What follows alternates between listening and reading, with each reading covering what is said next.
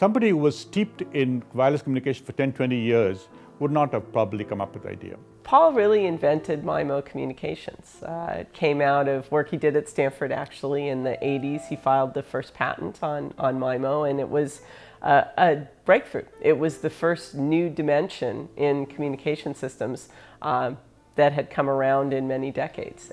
The idea of using very small scale antenna separations to get huge capacity and to get a whole new dimension, the spatial dimension in wireless, has prevailed. And it's Professor Paulraj that brought it to us.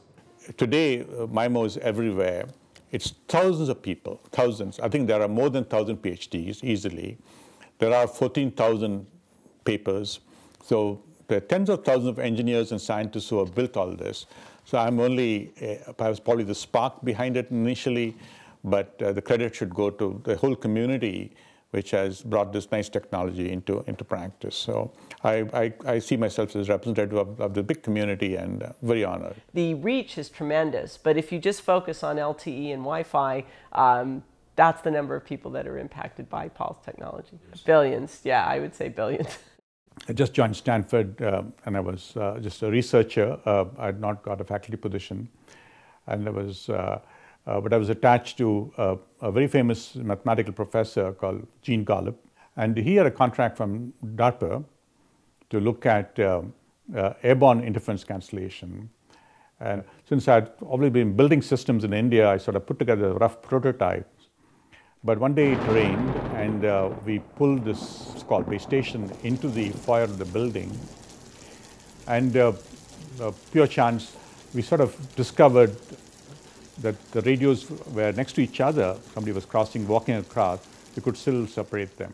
Nothing in the physics or math would tell you it's possible. But then, of course, it just took only a few minutes to really understand that the scattering of the walls of the building had made what was inseparable now separable. But a few days later, while I was having a haircut, I sort of said, you know, what happens if we send two streams from the same radio on two different antennas? From there, the idea of spatial multiplexing came. And of course, a little bit of mathematics said that you were getting things for free. To higher SNR means higher speeds. But in MIMO, you could actually get that without any additional power. So that I knew was really new. And also it appeared to me that one could scale this not by 2 by 2 like the experiment was, but we can go to 4 by 4 and 8 by 8. The theory would work. If you say you can go so much faster with a certain type of technique, you're going to have to build it and show it. And unfortunately, data transmission systems are one of the hardest things to build. 100 antennas in a base station, or maybe even an access point, is feasible. It's harder on the devices because the devices are small, unless you go to millimeter wave technology. MIMO always wins. So more and more points actually means more and more capacity, as long as you can coordinate the transmitters. We now can expect data rates of tens up to 100 megabits per second in a mobile device. But that's the tip of the iceberg. The future is even more exciting as we go up to higher frequencies and much greater bandwidths. I always say the best thing that happened to me in my life was to land up at Stanford. In terms of his technical capability, he's almost unparalleled in the world, and I think that's how they looked at him. So many of his students were multidimensional. They were fantastic researchers, but they were also able to build things. Robert Heath is a professor at UT Austin. He built a whole test bed at UT Austin to demonstrate some of that technology. What he's really good at doing is running these thought experiments in his head.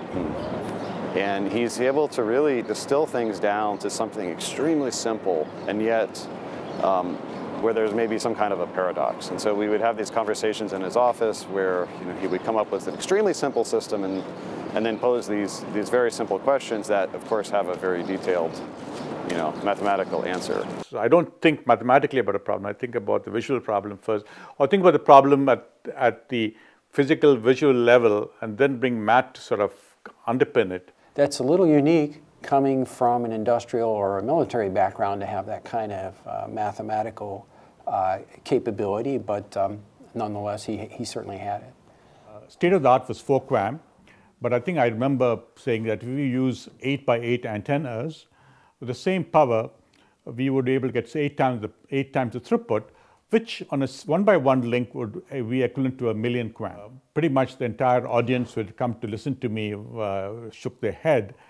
And I think somebody even remarked that this guy is from the Indian Navy, so probably doesn't know too much of communication systems or theory. And I had the last laugh because I think last year I was mentioning, I think to when Marconi read a press release that Broadcom now is shipping chips with 16 million QAM.